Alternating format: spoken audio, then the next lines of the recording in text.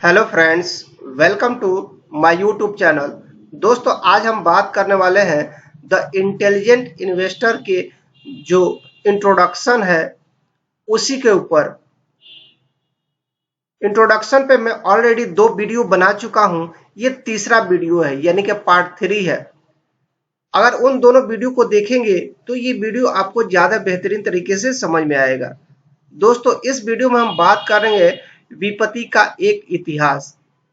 दोस्तों, अगर आप इस चैनल में नए हैं तो इस चैनल को सब्सक्राइब कर लें ताकि इस तरह का इंफॉर्मेटिव वीडियो आपको मिलता रहे। तो चलिए इस वीडियो को शुरू करते हैं और जानने की ये कोशिश करते हैं कि विपत्ति का इतिहास, इसका क्या मतलब है, क्या विपत्ति का इतिहास है। दोस्तों, कहा जाता है कि अगर आप पास्ट की घटनाओं को नहीं समझते हैं और जो आप एक्शन लेते हैं पास्ट की घटनाओं को देखते हुए नहीं करते हैं तो ये पॉसिबल है कि उस तरह की घटनाएं आपके साथ भी घटित हो सकती है। इसलिए पास्ट को जानना बहुत जरूरी होता है और इस किताब में कुछ पास्ट की घटनाएं जो हुई हैं अमेरिकी शेयर मार्केट के ऊपर और कैसे लोगों को नुकसान हुआ है उसी के बारे में बताया गया है। और फिर ग्राहम साहब की सजेशन भी दिया गया है कि अगर ग्राहम साहब का सजेशन लोग मानते तो कैसे उनको फायदा होता और कैसे वो नुकसान से बच सकते थे। दोस्तों, अब आइए पिछले कुछ वर्षों के कुछ प्रमुख वित्तीय विकासों पर नजर डालें, जिसमें पहला है महामंदी के बाद से सबसे खराब बाजार गिरावट यूएस के साथ मार्च 2000 और अक्टूबर 2002 के बीच शेयरों ने अपने मूल्य का 50% से ज्यादा यानी कि $7.4 ट्रिलियन खो दिया।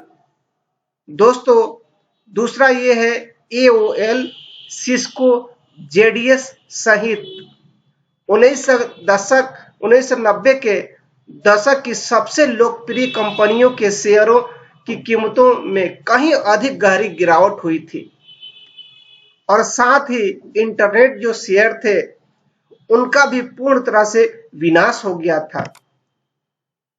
तीसरा इसमें यह घटना हुआ था कि एनरॉन, टाइको और जिरक्स सहित अमेरिका के कुछ सबसे बड़े और सबसे सम्मानित निगमों पर सबसे बड़े पैमाने पर वित्तीय धोखाधड़ी का आरोप लगा था और वो सिद्ध भी हुआ था। चौथा है कॉन्सिस्को, ग्लोबल क्रॉसिंग और वर्ल्डकॉम जैसी एक समय की चमकदार कंपनियों का दिवालिया होना, यानी कि ये सारी कंपनियां दिवालिया हो गई थी। पांचवा आरोप है कि लेखन प्रपत्रों ने अपने ग्राहकों को निवेश करने वाली जनता को गुमराह करने की में मदद करने के लिए वही खाते तैयार कर दिए और रिकॉर्ड को भी नष्ट कर दिए थे।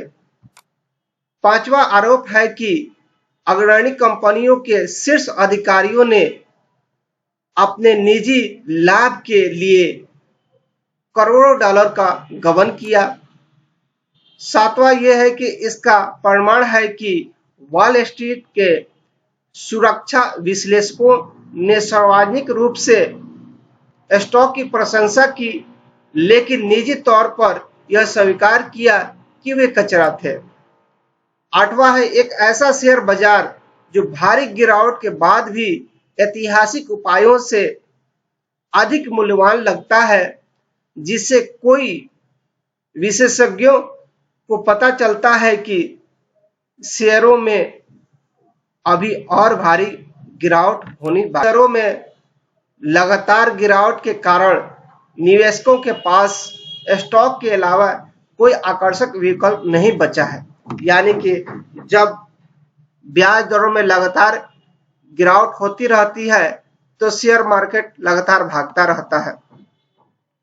10वां है वैश्विक आतंकवाद और मध्य पूर्व में युद्ध के अप्रत्याशित खतरे से भरा एक निवेश वातावरण।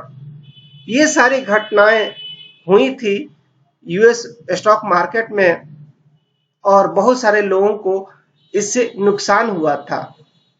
ग्राहम साहब के हिसाब से इस नुकसान के अधिकांश हिस्सों को उन निवेशकों द्वारा टाला जा सकता था जो ग्राहम के सिद्धांतों को सीखते और उनके अनुसार चलते।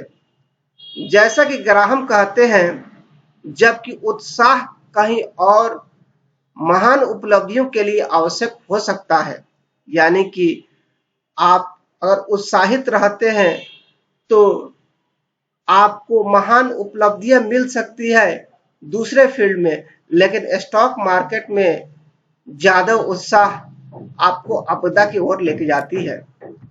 दोस्तों, खुद को बहकाकर इंटरनेट शेयरों पर, बड़े विकास के शेयरों पर, समग्र रूप से स्टॉक पर कई लोगों ने सर आइजक न्यूटन जैसे ही मूर्खतापूर्ण गलतियां की कि भागते हुए शेयर को पकड़े उन्होंने, ऊंचे दाम दिए शेयर के, और जब शेयर प्राइसेस गिरे तो उनको भारी नुकसान उठाना पड़ा।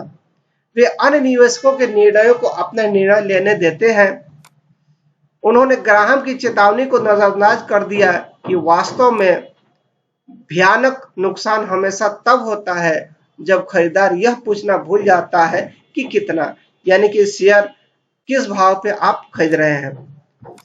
दोस्तों, सबसे दुखद बात यह है कि जब उन्हें इसकी सबसे अधिक आवश्यकता थी, तब अपना आत्मनियंत्रण खोकर इन लोगों ने ग्राहम के दावे को साबित कर दिया कि निवेशक की मुख्य समस्या और यहां तक कि उसकी सबसे बड़ा दुश्मन स्वयं ही होने की संभावना है, यानी कि निवेशक का सबसे बड़ा दुश्मन स्वयं निवेशक ही होता है।